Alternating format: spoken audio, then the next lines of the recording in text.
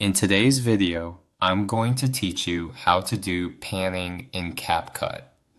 If you want to create a subtle, stylish panning effect in your edit, Capcut gives you a quick way to do it with an effect and a few simple adjustments.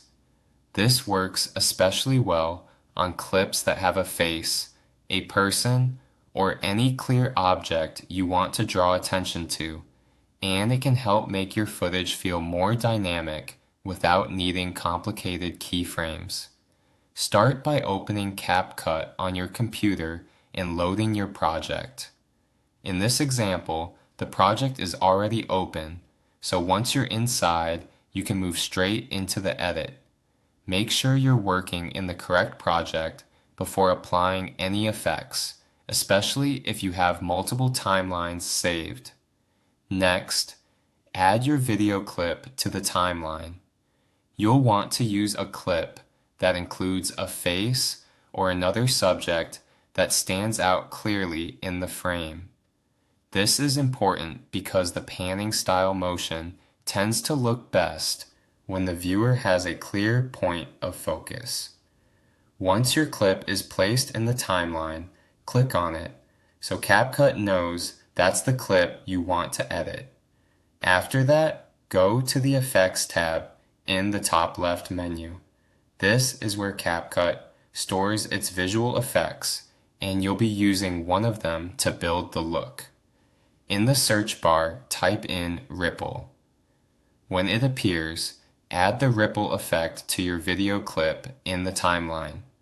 Once applied, you'll notice that the effect may look stronger or more stylized than what you actually want at first, but that's normal.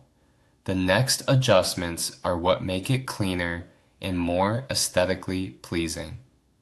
Now move over to the Properties panel on the right side. Find the Sharpen setting and change it to 0. This helps remove any extra harshness the effect can introduce.